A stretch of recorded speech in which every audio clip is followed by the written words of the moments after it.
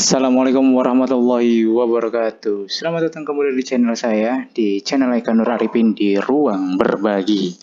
Oke, di video kali ini kita akan memberi informasi tentang seputaran PPDB ya Provinsi DKI Jakarta. Walaupun secara resmi belum ada undangan sosialisasi dari Dinas Pendidikan terkait dengan PPDB tahun 2022 ini nih ya, yang insya Allah kemungkinan besar sih pasti akan terjadi di antara bulan Mei atau di bulan Juni, ya antara 2 bulan itu saja. Karena kalau di bulan Agustus namanya bukan PPDB lagi, karena PPDB kan sudah di bulan Juli ya, anak sekolah udah masuk, baru masuk PPDB.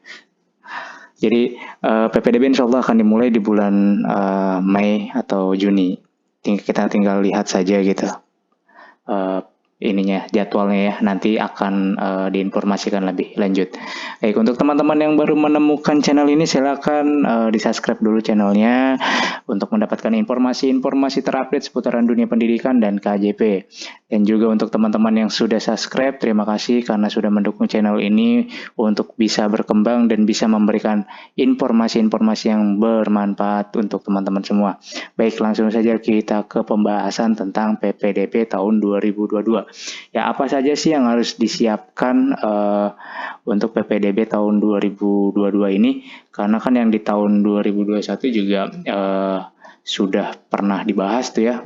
Teman-teman silakan nih yang mau melihat-lihat di sini nih, ada nih syarat daftar sekolah jenjang SMA, syarat daftar sekolah jenjang SMP, syarat sekolah jenjang SD. Itu teman-teman bisa dicek lagi di video saya di paling bawah 10 bulan yang lalu. Nah, untuk yang terupdate-nya ini masih belum keluar ya, yang PPDB tahun 2022-nya. Jadi nanti kalau misalkan sudah keluar nanti akan diinformasikan. Namun mengacu dari tahun kemarin, persiapan PPDB yang tahun ini itu kemungkinan tidak akan terlalu jauh berbeda ya. Di sini masih PPDB 2021, tapi di sini tahun pelajarannya sudah berubah nih, 2022-2023 ya. Jadi untuk yang baru mau akan masuk ke jenjang SD ya, untuk teman-teman yang mungkin punya adik atau punya saudara atau punya anak nih ya, bapak ibunya yang punya anak mau masuk ke jenjang SD, tolong dipersiapkan yang pertama nih ya. Yang pertama adalah kakak ya, kartu keluarganya. Nah, kartu keluarganya itu anak harus sudah masuk ke dalam kartu keluarga sebelum Desember tahun lalu ya. Jadi batas akhirnya itu tanggal 31 Desember 2021, datanya itu bisa keambil. Tapi kalau misalkan baru didaftarkan atau baru masuk kakaknya itu di bulan Februari atau Januari, itu otomatis tidak akan terbaca, maka nanti akan masuk ke dalam kategori warga non DKI.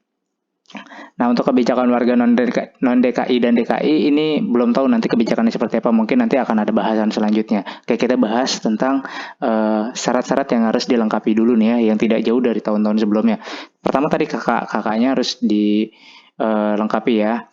Terakhir kakak updatean itu per Desember tahun 2021.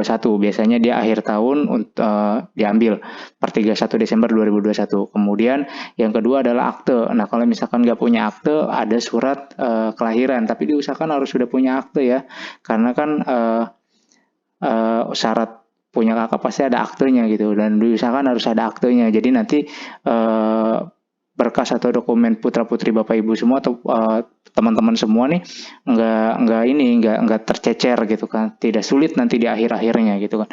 Jadi yang pertama adalah kakak, akte, kemudian KTP orang tua. Terus, Pak, ijazah TK wajib atau tidak? Nah, untuk sampai dengan saat ini belum ada ketentuan atau belum ada peraturannya atau belum ada juknisnya ya. Di juknisnya itu mewajibkan anak TK itu harus punya ijazah TK atau tidak, itu masih belum ada gitu. Kalau tahun kemarin itu masih belum ada hal tersebut. Apakah tahun ini ada? Kita belum tahu karena belum ada sosialisasinya. Tapi kalaupun memang ada, siapkan saja gitu ya.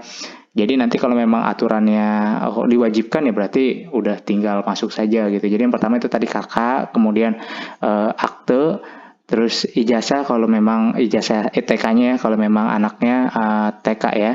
Terus KTP orang tua ya. 4 itu saja yang teman-teman harus lengkapi untuk mau masuk ke jenjang SD ya. Jadi kalau itu udah lengkap, nanti pada saat pendaftarannya insya Allah mudah gitu, tidak terlalu ribet. Dan satu lagi saya kelewat tadi, kartu imunisasi. Ya biasanya kan ada kartu imunisasi tuh. Nah itu sertifikat imunisasinya biasanya dipinta. Jadi itu nanti dilampirkan sertifikat imunisasinya.